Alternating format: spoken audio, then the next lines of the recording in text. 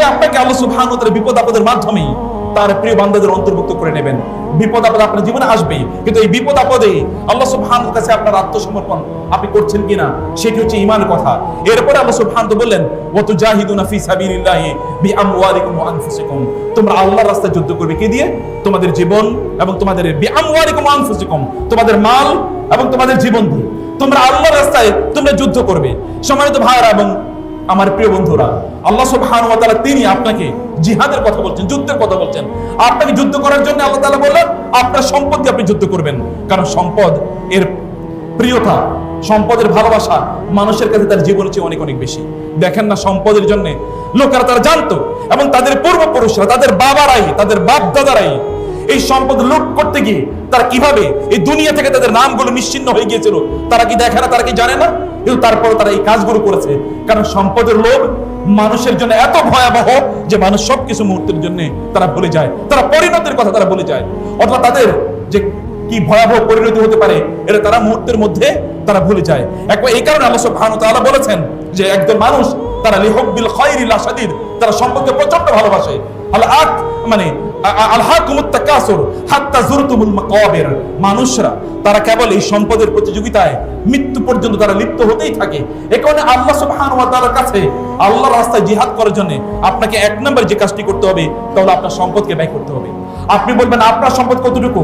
রাসূলুল্লাহ সাল্লাল্লাহু আলাইহি ওয়াসাল্লাম বলেছেন কখনো কখনো এটা 1 লক্ষের সমান, কারণ আপনি এখনো আয় ইনকাম হয়তো করেন নাই, কিন্তু যতটুকু আপনি পেয়েছেন, যেই ব্যবস্থাপনায় আপনি তা অর্জন করেছেন, আপনার পিতা আপনাকে দিয়েছে, মা আপনাকে দিয়েছে, অথবা আপনার আত্মীয়স্বজন আপনাকে হাদিয়া দিয়েছে, গিফট দিয়েছে, তার থেকে আপনি আল্লাহ সুবহানাহু ওয়া তাআলার রাস্তায় ব্যয় করুন। আল্লাহর রাস্তায় আপনি যদি করেন, মনে রাখবেন আল্লাহ সুবহানাহু ওয়া তাআলার রাস্তায় যদি আপনি এক দান করেন, বিনিময়ে আল্লাহ সুবহানাহু ওয়া তাআলা আপনাকে 700 গুণ প্রদান করবেন। আর কিছু কিছু জায়গায় কিছু লোক আল্লাহ তাআলার কাছে এত এলিট ক্লাসের মানুষ, আল্লাহ তাআলা তাদের জন্য 700তে গিয়ে থামেন না, তিনি বলেন ওয়াল্লাহু ইউদাইফু লিমান ইয়াশা। আল্লাহ সুবহানাহু ওয়া তাআলা আরো এমন কিছু বান্দা আছে তারা এত ভিভিআইপি ক্যাটাগরির যে 700 গুণে তাদের জন্য থামে না আল্লাহ সুবহানাহু ওয়া তাআলা, বরং আল্লাহ তাআলা কত গুণ বাড়াবেন এটা কেবল আল্লাহ তাআলাই জানেন, এটা তিনি ডিসক্লোজ করেন না কারোর জন্য। তিনি এত বাড়িয়ে দেন, এতটুকু তিনি বাড়ার অথবা এতটুকু তিনি করার ব্যবস্থা করে দেন। এটার জন্য আপনার লাগবে মন, আপনি কেবল একটা আবু বকরের মন লাগবে, অথবা একজন ওসমানের মতো আপনার মন লাগবে, আর কিছুই না। আপনার একজন আবু বকরের মতো মন লাগবে, যিনি রাদিয়াল্লাহু তাআলা আনহু রাসূলুল্লাহ সাল্লাল্লাহু আলাইহি ওয়াসাল্লামের জন্য তার সম্পদকে প্রায় 6 বার তার সকল সম্পত্তি নিয়ে আল্লাহর রাসূলের জন্য ব্যয় করে দিয়েছিলেন। আপনি কেবল খাদিজাতুল কুবরার মতো একটা মন লাগবে, মক্কার সবচেয়ে ধনী নারী এবং সবচেয়ে প্রভাবশালী ব্যবসায়ী, কিন্তু যখন তিনি বিয়ে করেছেন তার সকল সম্পত্তি নিয়ে আল্লাহ রাসূলকে দিয়ে দিলেন। যখন দিন এর দাওয়াতের বাধ্যবাধকতা আল্লাহ রাসূলের উপর, তাবলীগের বাধ্যবাধকতা আল্লাহ তাআলা তার রাসূলের উপর করে দিলেন, কোরআন নাযিল হলো, ইকরা এর মাধ্যমে তাকে নবুয়তের দায়িত্ব প্রদান করা হলো, রিসালাতের দায়িত্ব প্রদান করা হলো, তখন খাদিজাতুল কুবরা রাদিয়াল্লাহু তাআলা বললেন আমার এই সম্পদ আপনার জন্য, আপনার দ্বীনের জন্য, আপনার জন্য এবং রবের জন্য সব সম্পদ। তিনি সব তার সকল সম্পদ, খাদিজার এত সম্পদ গেল কোথায়? আল্লাহ রাসূল সাল্লাল্লাহু আলাইহি ওয়াসাল্লাম তিনি কেবল বক্তব্য দেন নাই, তিনি ব্যয় করেছেন। রাসূলুল্লাহ সাল্লাল্লাহু আলাইহি ওয়াসাল্লাম জিবরিল এসে বললেন আপনি যদি আমাকে বলেন তাহলে উহুদ পাহাড়কে আপনার জন্য সোনায় পরিণত করে দেব, আপনি যদি আমাকে বলেন তাহলে আসমান থেকে বৃষ্টি নাজিল না হয়ে আপনার জন্য সোনা নাজিল হবে। আল্লাহ রাসূল সাল্লাল্লাহু আলাইহি ওয়াসাল্লাম চাইলে তাই হতো, কিন্তু তারপরও তার কাছে যাই এসেছে তিনি ব্যয় করে দিয়েছেন, কারণ আপনার একটা নোবেল পারপাস আছে। এবং আল্লাহ সুবহানাহু ওয়া তাআলা এই কারণে মানুষের কাছে সবচেয়ে প্রিয় যে জিনিসটি, তাহলে সম্পদ যেন তারা আল্লাহ সুবহানাহু ওয়া তাআলার রাস্তায় যেন তারা ব্যয় করেন, এই কাজটি আল্লাহ তাআলা করতে বলেছেন। এবং এটি আপনি নিজে না পারেন, আপনি অন্যকে বলুন, অন্যকে উদ্বুদ্ধ করুন, এটাও আপনার জন্য দাওয়াতি কাজ, এটাও আপনি করবেন। কিন্তু আপনাকে মনে রাখতে হবে যে আপনার নিজ দিয়ে তা করতে হবে, আপনার সামর্থ্য অনুসারে তা করুন। রাসূলুল্লাহ সাল্লাল্লাহু আলাইহি ওয়াসাল্লাম যখন তাবুকের যুদ্ধ হয়, রাসূলুল্লাহ সাল্লাল্লাহু আলাইহি ওয়াসাল্লাম বললেন সকল সাহাবায়ে কেরামদেরকে ফিজিক্যালি এন্ড ফাইন্যান্সিয়ালি অংশগ্রহণ করতে হবে, কেউ পেছনে থাকতে পারবে না, সবাইকে দান সাদাকা করতে হবে। এমন কিছু সাহাবী ছিল রাদিয়াল্লাহু তাআলা আনহু আজমাইন, তারা এমন করলেন যে একজন সাহাবী, আমি লম্বা আলোচনায় আমি না গিয়ে কেবল একজন সাহাবীর কথা বলছি, তিনি রাতের বেলা ঘুম থেকে জেগে উঠলেন এবং তিনি উঠে তিনি বললেন সাজদায়, তাহাজ্জুদের নামাজ তিনি দাঁড়িয়ে গেলেন, সিজদায় লুটিয়ে পড়লেন এবং সিজদায় লুটিয়ে তিনি বললেন আল্লাহ তোমার রাসূল বলেছে আমাদের যা সামর্থ্য আছে আমরা যেন ওয়ার ফান্ডে, যুদ্ধের যে ফান্ড, এই ফান্ডে যেন আমরা দান করি।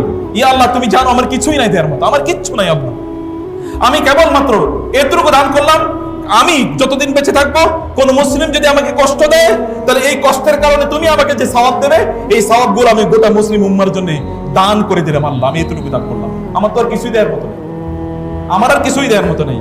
ফজর নামাজে তিনি অংশগ্রহণ করলেন। রাসূল ইসলাম ফজর নামাজের পরে বললেন, আইনাল মুতাসাদ্দিক আল বারিহা, গত রাতে যেই দান করেছিল সে কই, দাঁড়াও। তিনি দাঁড়ালেন না।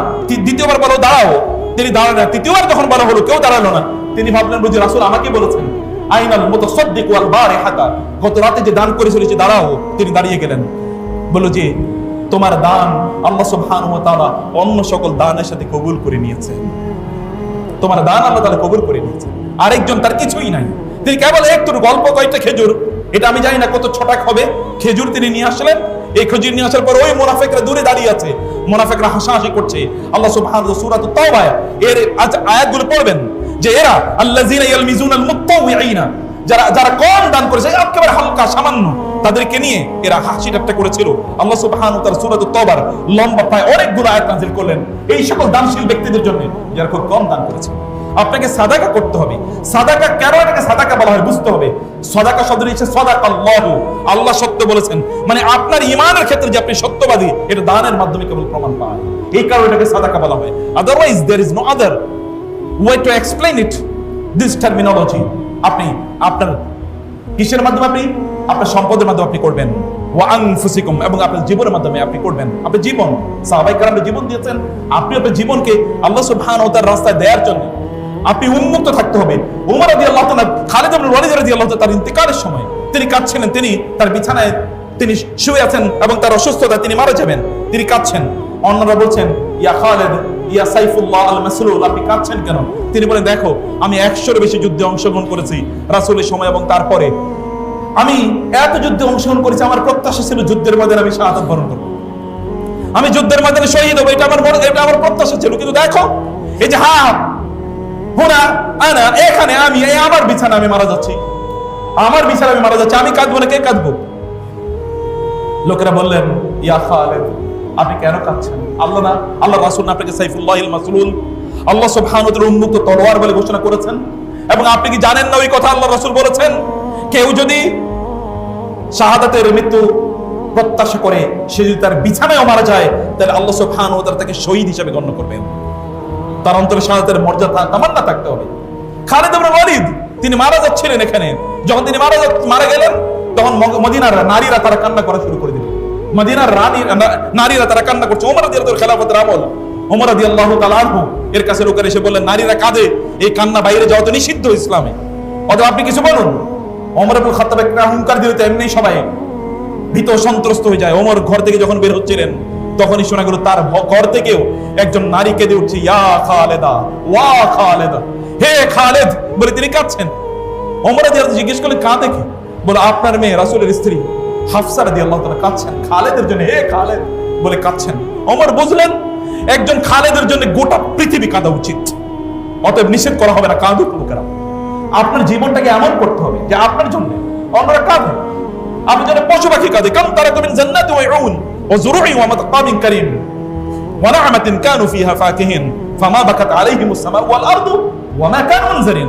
আল্লাহ বলেছেন একদল লোক যখন মারা যায় তখন আসমান এবং জমিনের কোন অংশ তার জন্য তো কাঁদেই না, বরং আল্লাহর কাছে কৃতজ্ঞতা ধন্যবাদ জানায় বলে আল্লাহ এই জালিম থেকে তুমি আমাদেরকে রক্ষা করেছো, এই জালিম থেকে তুমি আমাদেরকে রক্ষা করেছো। একদল লোকের ব্যাপারে আল্লাহ বলেন, আল্লাহ সুবহানাহু বলছেন। আর একদল লোক সূরাতুল আম্বিয়া আরেকদল লোকের ব্যাপারে আল্লাহ তাআলা বলেন যে এরা যখন কাঁদে, এরা যখন মারা যায় তখন তারা যেই জমিনে হাঁটতো, যেই জায়গায় তারা বসতো, যেই জায়গায় তারা সেজদা দিত, যেই মসজিদে তারা যেত, যেই মক্তবে তারা যেত, অথবা যেই মাঠে ময়দানে তারা কাজ করত, ওই প্রত্যেকটা অংশ তাদেরকে মিস করে এবং আল্লাহ সুবহানাহু ওয়া তাআলার কাছে কেঁদে বলতে থাকে আল্লাহ আমি তোমারই বান্দাকে মিস করছি, তুমি তাকে ক্ষমা করে দাও। এরা এমন এলিট যে এই লোকেরা এই জিনিসগুলো যেগুলো মানুষ মানে অথবা তাদের প্রাণ নাই কথিত ভাবে সেই সকল জিনিসগুলো তাদেরকে মিস করে এবং আল্লাহ সুবহানাহু ওয়া তাআলার কাছে তাদের জন্য প্রত্যাশা করে। আপনার জীবন দিয়ে আপনি করবেন একরামের মতো একবার চিন্তা করে দেখেন। একরামের আবু জাহেল সেই মক্কা বিজয়ের সময় ইসলাম গ্রহণ করে মক্কা বিজয় পর্যন্ত সেই ইসলামের বিরুদ্ধে চলেছিল। তিনি তার বিরুদ্ধে রাসূলুল্লাহ সাল্লাল্লাহু আলাইহি ওয়াসাল্লাম বললেন তাকে যদি বাইতুল্লাহর গিলাফ ধরে ঝুলন্ত অবস্থায় পাওয়া যায় তারপরে তাকে হত্যা করা হোক। তিনি পালিয়ে যাচ্ছিলেন ইয়েমেনের থেকে, সেখান থেকে তাকে তার স্ত্রী নিয়ে আসলেন, উম্মে হাকিম তাকে নিয়ে আসলেন রাসূলের কাছে তিনি আসলেন। আসার পরে উম্মে হাকিম বলেন, আমি রাসূলের কাছ থেকে আপনার জন্য ইন্টারনেটে নিয়ে এসে রাসূল আপনাকে ক্ষমা করে দিয়েছেন। তিনি আসলেন, এসে বলেন, ইয়া মুহাম্মদ, আপনি নাকি আমাকে ক্ষমা করে দিয়েছেন? বলে, হ্যাঁ, ক্ষমা করে দিয়েছি। বলে, আপনার চেয়ে উত্তম ভালো মানুষ আমি দেখি না, আপনি আমাকে কি করতে বলেন? বলে, আমি তোমাকে বলি তুমি শাহাদাতু আল্লা ইলাহা ইল্লাল্লাহ ওয়া আন্না মুহাম্মাদার রাসূলুল্লাহ, তুমি এটা বলো। তিনি বলেন, আমি তা মেনে নিলাম এবং আপনার হাতে বায়াত করে আমি এই কথা বললাম যে আমি আমার জীবদ্দশায় ইসলাম আজকের আগ পর্যন্ত ইসলামের বিরুদ্ধে যতগুলো যুদ্ধ করেছি, এখন থেকে আমি ইসলামের পক্ষে তার চেয়ে দ্বিগুণ যুদ্ধ করব। এতদিন আমি ইসলামের বিপক্ষে যত সম্পদ ব্যয় করেছি, এখন থেকে যতদিন বেঁচে থাকি ইসলামের পক্ষে তার চেয়ে দ্বিগুণ সম্পদ ব্যয় করব। ইতিহাস সাক্ষী, যখন পারস্য এর বিরুদ্ধে, পার্সিয়ানদের বিরুদ্ধে যখন যুদ্ধ হয়, পার্শ্বে তখন ইয়াজদাগির এবং রুস্তম, সৌরভ রুস্তমের গল্প আপনারা শুনেছেন। যখন এরকম যুদ্ধ হচ্ছিল এবং সেখানে খালিদ ইবনে ওয়ালিদ তিনি সেনাপতি, খালিদ ইবনে ওয়ালিদের তার তাবুতে এসে যখন রোমান বাহিনী আক্রমণ করছিল, সেখানে ইবনে আবু জাহল 300 সাহাবী নিয়ে, সেখানে 300 সৈন্য নিয়ে তিনি উপস্থিত। এরা তখন মানে যেহেতু তাবু সেনাপতির তাবুতে ওরা আক্রমণ করেছে, আর সৌরভ রুস্তমের তাদের যে গল্প, তারা তো ভয়াবহ, তারা কেউ পালিয়ে যাচ্ছিল। তিনি তাদেরকে বলেন, তোমরা কোথায় পালিয়ে যাচ্ছ? বলে, আমাদের জীবন বাঁচানোর জন্য। তিনি বলেন, না, আমি যুদ্ধ করবই। তোমরা কি মনে করছো আমি রাসূল সাল্লাল্লাহু আলাইহি বিপক্ষে যখন ছিলাম তখনই যুদ্ধের ময়দান থেকে আমি পালাই নাই? আল্লাহ রাসূলের হাতে বায়াত করার পর আমি যুদ্ধের ময়দান থেকে পালাবো? তোমরা কি মনে করছো কি তোমরা আমাকে আমার জীবন দিয়ে হলেও আমি রাসূলের দ্বীনকে প্রতিষ্ঠা করার জন্য কাজ করব? এবং ইতিহাস সাক্ষী, তিনি সেখানে যুদ্ধ করতে করতে শাহাদাত বরণ করেন। এবং আপনারা জানেন ওই 3 ব্যক্তির তিনি একজন, যেই 3 ব্যক্তি তারা বলছিলেন পানি পানি যুদ্ধের ময়দানে, এবং লোকেরা পানি নিয়ে সেখানে দৌড়ে যাচ্ছিল। তার কাছে যখন পানি নিয়ে দৌড়ে যায়, তখন তিনি বলেন, না, আমার পানি দরকার নেই, ওই যে ওই ভাই পানির কথা বলছে তার কাছে যাও। দ্বিতীয় ব্যক্তির কাছে যখন যায়, তখন দ্বিতীয় ব্যক্তি বলছে, না, আমার পানির দরকার নেই, ওই তৃতীয় ব্যক্তির কাছে যাও। তৃতীয় ব্যক্তির কাছে যখন পানি নিয়ে যায়, তখন দেখা যায় অলরেডি তিনি ডেড। আবার দৌড়ে আসলে প্রথম ব্যক্তির কাছে, ইকরামার কাছে এসে দেখলাম ইকরামা এর মধ্যে শাহাদাত বরণ করেছে। এই ইকরামার অল্প কিছুদিন আগে মাত্র মুসলমান হয়েছে। তাদের জীবন যদি এরকম ভাবে তারা দ্বীনের জন্য উৎসর্গ করে দিতে পারে, তাহলে আপনারা, আমরা এত বছরের পর বছর বাপ দাদারা মুসলমান, আমরা কবে আল্লাহর দ্বীনের জন্য কাজ করব? আপনি দ্বীনের জন্য রক্ত দেবেন না, রক্ত দেওয়ার ফুরসত আপনার নাই, কিন্তু সময় দেওয়ার কি ফুরসত নাই? আপনি কিসের জন্য, কে আপনাকে বাঁচিয়ে রেখেছে? আল্লাহর জমিনে আপনি ঘুরেন, অথচ আল্লাহর দ্বীনের জন্য সময় দেওয়ার মতো সময় আপনার নাই। আল্লাহ আপনাকে জীবন দিয়েছেন, সেই জীবনের একটা ফোঁটা তাকে দেওয়ার মতো সময় নাই। এই জীবন তো কুকুর বিড়ালের জীবন। এবং যারা এই জাতীয় জীবন যাপন করে, ওদের জীবনকে আল্লাহ সুবহানাহু ওয়া তাআলা উলাইকা কাল আনআমি বাল হুম আযাল, এরা হচ্ছে গরু ছাগল অথবা গরু ছাগলের চেয়ে নিকৃষ্ট বলে আল্লাহ তাআলা তাদেরকে ঘোষণা করেছেন। অতএব আমাদের এই দেশে, আমাদের এই অঞ্চলে যারা আল্লাহর দ্বীনের বিরোধিতা করে, এই সকল ব্যক্তিদেরকে আল্লাহ সুবহানাহু ওয়া তাআলা 1500 বছর আগেই জন্তু জানোয়ারের সাথে ঘোষণা করেছেন, জন্তু জানোয়ারের সাথে তুলনা করেছেন। কিন্তু আপনারা তো একটা মহান জাতি, আপনাদের পূর্বপুরুষরা এরকম আছে, এরকম ছিল, তাদের জন্য তাদের জিনিসটাকে মাথায় রেখে আপনাকে কাজ করতে হবে। এরপরে আল্লাহ তাআলা আপনার জন্য বিনিময় কি রেখেছেন? আল্লাহ সুবহানাহু বলেছেন এই সকল ব্যক্তিদের অবস্থা হলো এরকম যে এদের জন্য আল্লাহ সুবহানাহু ওয়া তাআলা ইউকাফিরু আনহুম সাইয়্যাতিহিম, আল্লাহ তাআলা তাদের গুনাহগুলো মাফ করে দেবেন, শুধু আল্লাহ মুছে দেবেন, এগুলো গোপন করে দেবেন।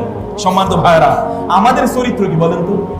আল্লাহ বলেছেন কেউ যদি আল্লাহর রাস্তায় যুদ্ধ করে, আল্লাহর রাস্তায় জিহাদ করে, সম্পদ ব্যয় করে, সম্মান এবং সময় ব্যয় করে, জীবন ব্যয় করে, আল্লাহ সুবহানাহু ওয়া তাআলা বললেন যে এই সকল ব্যক্তিদের তাদের কোনো দোষ ত্রুটি যদি থাকে, আল্লাহ তাআলা এগুলোকে গোপন করে রাখবেন। মানুষ তো দোষ ত্রুটি থাকবে, সাহাবায়ে কেরামদের কথা বলা হচ্ছে। আর আমাদের দেশে দেখবেন একদল কুলাঙ্গার আছে যারা দ্বীনের পক্ষে কাজ করে, তাদের বিরুদ্ধে কোথায় কোথায় মাইক্রোস্কোপ নিয়ে বসে থাকে যে এদের কোথায় কি ত্রুটি আছে, এগুলোকে পাবলিকলি আলোচনা করার জন্য। আল্লাহ সুবহানাহু ওয়া তাআলা আল্লাহর রাসূলের সাথে যারা ছিলেন সাহাবায়ে কেরাম, তাদের কথা বলেছেন, তাদের দোষ ত্রুটিগুলো আল্লাহ ঢেকে রাখবেন। এটা আল্লাহর কাজ। আল্লাহর দ্বীনের জন্য আপনি কাজ করলে আল্লাহ দোষ ত্রুটি ঢেকে রাখবেনই। আর আমাদের মুসলমানদের চরিত্র হইলো অন্য কোন মুসলমানের, আমাদের মাঝে মাঝে এরকম হয়, কেউ 3 ঘন্টার কোন ভিডিও দেখার পরে এরপরে বলছে উনি তো ওই 30 সেকেন্ড এই কথা বলছে, ওইটা নিয়ে তিনি এটাকে ভাইরাল করে দেন। আছে কিনা চরিত্র? এটা আল্লাহওয়ালাদের চরিত্র, আল্লাহর দ্বীনের কর্মীদের চরিত্র। আর যারা এই জাতীয় কাজ করে, তারা যদি আল্লাহর দ্বীনের কথা বলে, এরা সত্যি করতে আল্লাহর দ্বীনের কর্মী না। আপনাদেরকে এখান থেকে বের হতে হবে। আর যারা এগুলো করে, ওরা তো শয়তানের জাত, এটা তো আমরা আগেই জানি। ওরা তো শয়তানের জাত, আল্লাহ আমরা আগেই জানি। এবং ওই শয়তানের জাতকে আল্লাহ সুবহানাহু ওয়া তাআলা পরাজিত করবেন, করবেনই। এটা আল্লাহ সুবহানাহু ওয়া তাআলার প্রতিজ্ঞা, এটা আল্লাহ তাআলা করবেন। 2 নম্বর কি? ওয়ায়ুদখিলুহুম জান্নাতিন, এটা আমার লাস্ট মিনিট। আল্লাহ সুবহানাহু ওয়া তাআলা তাদেরকে জান্নাতে প্রবেশ করাবেন, তিনি বলেছেন। বলেন না যে তিনি তারা প্রবেশ করবে, তিনি প্রবেশ করাবেন। তিনি কি করবেন? তাদেরকে প্রবেশ করাবেন। প্রবেশ করাবেন মানে কি, আপনি যদি ধরেন প্রধানমন্ত্রীর অথবা আপনি প্রেসিডেন্টের বাসায় আপনি বেড়াতে গেলেন, উনি রাস্তায় এসে দাঁড়িয়ে আছেন আপনাকে স্বাগত জানানোর জন্য, ব্যাপারটা কেমন? উনি আপনাকে হাত ধরে বাসায় নিয়ে যাচ্ছেন, এটা হলো এই। আর তিনি কিছু লোক পাঠিয়ে দিয়েছেন, আয়োজন করছেন আপনার জন্য বটে, কিন্তু কিছু লোক পাঠিয়ে দিয়েছেন, তিনি আপনি সেখানে যান, খাওয়া দাওয়া করেন, তার সাথে সাক্ষাৎ হতেও পারে, নাও হতে পারে, হলে হলো হাই হ্যালো কেমন আছেন, মাশাআল্লাহ ভালো, ভালো আছেন তো, খেয়েছেন তো, এরকম কোনটা উত্তম, কোনটা সম্মানজনক? আপনাকে হাত ধরে লাল গালিয়ে বেছানো হবে, হাত ধরে গাড়ি থেকে আপনাকে নামানো হবে এবং বসানো হবে, আপনার পাশে বসবে, আপনার সাথে গল্প করবে। আল্লাহ সুবহানাহু ওয়া তাআলা এইরকম আয়োজন আপনাদের জন্য করে রেখেছেন। এটা হচ্ছে ওয়ায়ুদখিলুহুম, তিনি প্রবেশ করাবেন, হি হিমসেলফ উইল অ্যাডমিট, তিনি প্রবেশ করাবেন এবং তিনি আপনার জন্য জান্নাত। কেমন জায়গা, লোকেশন লোকেশন লোকেশন, ধানমন্ডিতে একটা ফ্ল্যাট থাকা আর বাড়িধারা একটা ফ্ল্যাট থাকা, অথবা গুলশানে ফ্ল্যাট থাকা, আর ওই যে আপনার মানে সাভারের ভিতরে কোন একটা জায়গায়, আশুলিয়ার ভিতরে কোন একটা ফ্ল্যাট থাকা, দুইটা কি একরকম নাকি? আরেকটা যদি আমি বলি, যদি সৌদি আরবের মক্কায় বাইতুল্লাহ কাছে যদি যে ক্লক টাওয়ারে যদি ধরেন আপনার একটা ফ্ল্যাট আছে, তাহলে কেমন হতে পারে এটা? মসজিদে নববীর সামনে সেখানে ধরেন 5 স্টার যে হোটেলগুলো আছে, ওইখানে আপনার বিশাল একটা মানে সুরম্য একটা অট্টালিকা আছে, কেমন হতে পারে বলেন তো? Location is very important. এটাকে বলা হয় প্রাইম এস্টেট। প্রাইম এস্টেট মানে এটা হচ্ছে সবচেয়ে দামি সম্পদ।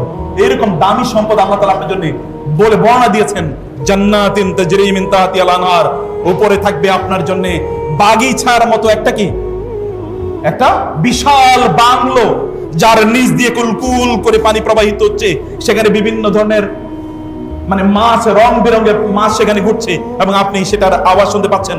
এবং আপনার যে খাটের মধ্যে আপনি শুইবেন, এটা এরকম সেলিং কোনো ইয়ে নাই, এটা এরকম ঝুলন্ত, ওটার উপর আপনি আছেন, ওটা ঝুলছে, আপনি সেখানে 70,000 শিশুরা, সুন্দর চমৎকার শিশুরা এবং আপনার যারা সাহায্য করবে, এরা আপনার জন্য খাবার নিয়ে এসে আপনি সেই সকল খাবার খাচ্ছেন।